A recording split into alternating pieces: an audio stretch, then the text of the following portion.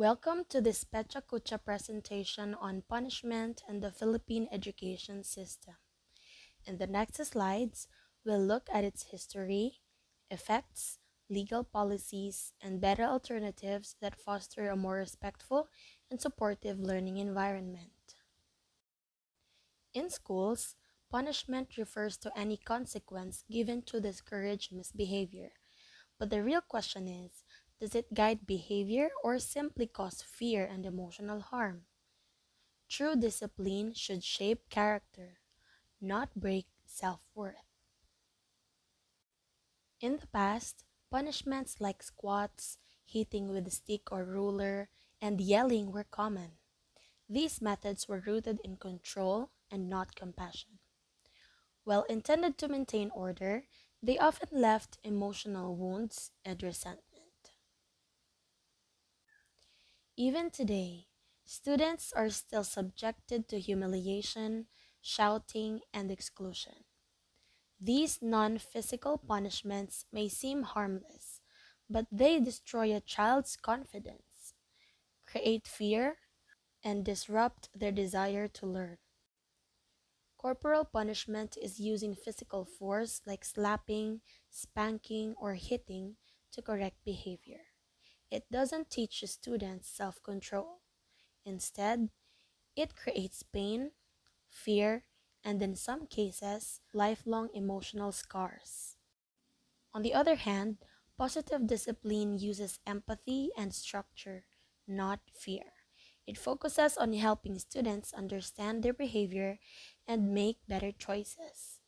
It's about guiding, not hurting, teaching, and not punishing. Fear breaks, guidance builds. Fear might produce short-term obedience, but it breaks trust and slows down emotional growth. Guidance, however, builds resilience, trust, and lasting respect between student and teacher. RA 7610 protects children against abuse, including in schools. It treats corporal punishment as abuse, whether physical or emotional. Educators can face legal consequences for acts that harm a child's well-being.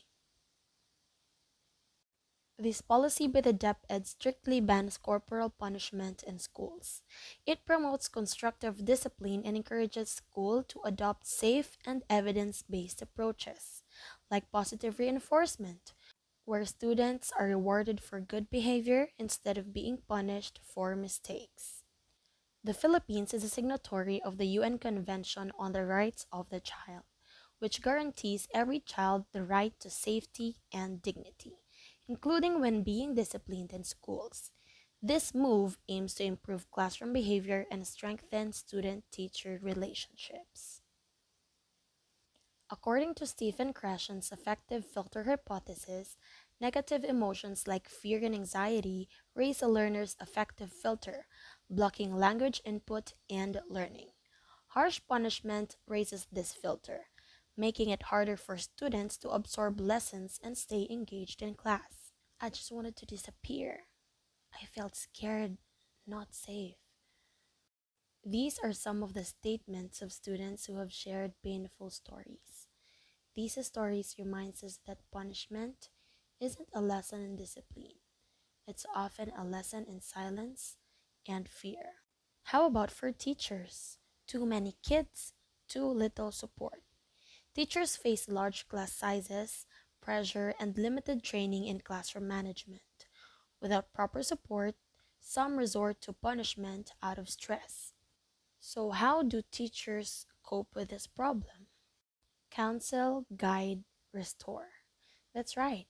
Restorative practices focus on healing and accountability. Correction and guidance allow students to talk, reflect, and learn from mistakes without being shamed or hurt.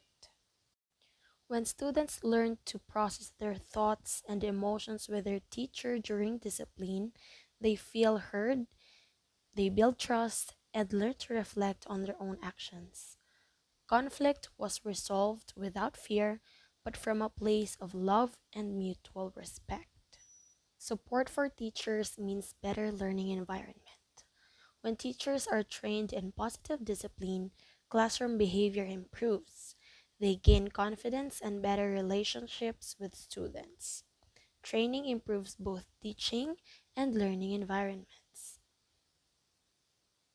Home plus school equals discipline team. Parents matter too. Discipline must be a partnership between home and school. When both support consistent, respectful practices, children thrive emotionally and socially. Collaboration is the key. Guide students and don't humiliate. We must recognize that teachers act as second parents. They should be empowered to guide students with balanced discipline. Firm yet compassionate, neither too strict nor too permissive. Finding balance is key to shaping responsible and emotionally healthy learners. Let's train teachers, empower schools, and inform parents. Together, we can build safer spaces where learning grows and every child feels safe. Again, balanced discipline, firm yet compassionate, neither too strict nor too permissive. Thank you for joining this presentation. May we continue to build a future where education uplifts, protects, and empowers every Filipino learner.